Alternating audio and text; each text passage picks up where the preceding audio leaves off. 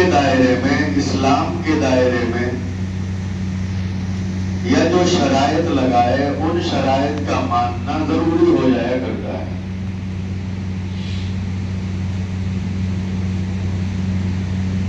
مرد بھی بیعت ہوتے ہیں، خواتین بھی بیعت ہوتی ہیں۔ مردوں کی بیعت کا طریقہ یہ ہے کہ وہ کسی بڑے کے ہاتھ میں ہاتھ دیتے ہیں کہ ہم آپ کے بتائے ہوئے اصولوں کے مطابق اپنی زندگی گزاریں گے، آپ دین کے اعتبار سے جو باتیں ہمیں بتائیں گے ہم ان پر عمل کریں گے۔ اور اسی طرح خواتین بھی بیعت ہوتی ہیں، ان کی بیعت کا طریقہ یہ ہوتا ہے کہ جس کو انہوں نے اپنا بڑا ماننے کا ارادہ کیا ہے وہ کسی کپڑے کا کونا پکڑتے ہیں اور خواتین کو پکڑاتے ہیں، اور پھر معاہدہ ہوتا ہے، شرائط ہوتی ہیں کہ ان شرطوں کے ساتھ زندگی گزارنا۔ تو نبی پاک صلی اللہ علیہ وسلم کے پاس خواتین آئی اور کہنے لگی، اے اللہ کے رسول، ہم آپ سے بیعت ہونا چاہتے ہیں، بیعت ہونے کا ارادہ رکھتے ہیں۔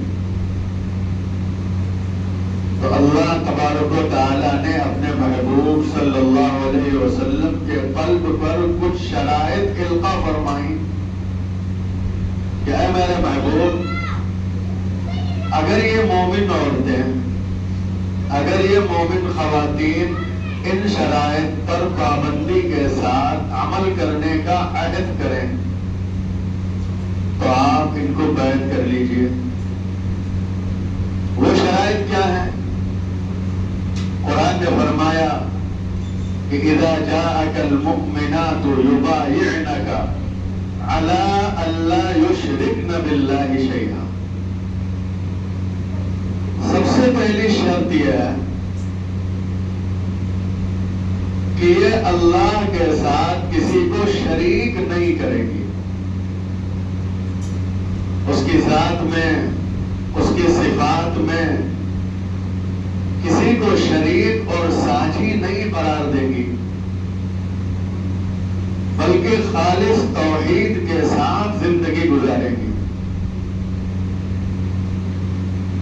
خالص اللہ کو ایک مان کر اور اس بات کا عقیدہ ذہن میں بٹھا کر کہ سب کچھ کرنے والا اللہ ہے، روزی دینے والا اللہ ہے، بارش برسانے والا اللہ ہے، اولاد دینے والا اللہ ہے، بگڑی بنانے والا اللہ ہے، حاجت روائی کرنے والا اللہ ہے، مشکل کشائی کرنے والا اللہ ہے۔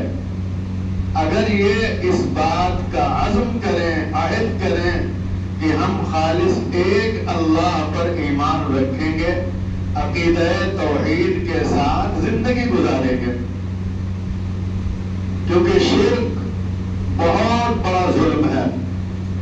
قرآن نے فرمایا ان الشرک لظلم عظیم، بے شک شرک بہت بڑا ظلم ہے۔ ومن اکبر المعاصی الشرک، گناہوں میں سب سے بڑا گناہ شرک ہے۔ مشرک کو کبھی بھی اللہ تبارک و تعالی معاف نہیں فرمائے گا۔ ان اللہ لا یغفر ان یشرک بہ ویغفر ما دون ذلک لمن یشاء۔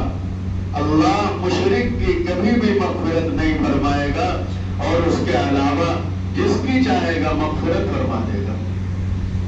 قرآن پاک میں انبیاء کے بارے میں فرمایا وَلَقَدْ أُوحِيَ إِلَيْكَ وَإِلَى الَّذِينَ مِن قَبْلِكَ لَئِنْ أَشْرَكْتَ لَيَحْبَطَنَّ عَمَلُكَ وَلَتَكُونَنَّ مِنَ الْخَاسِرِينَ۔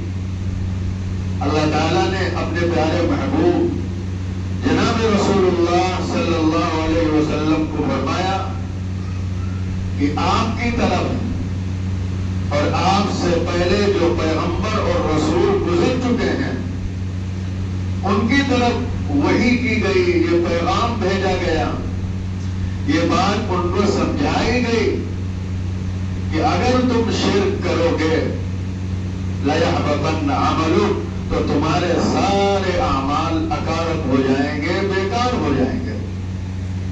حالانکہ انبیاء شرک کے کبھی بھی بالکل قریب نہیں جاتے ہیں کیونکہ وہ معصوم ہوتے ہیں، اور پھر اللہ تبارک و تعالی ان کی عصمت اور ان کی حفاظت فرماتا ہے۔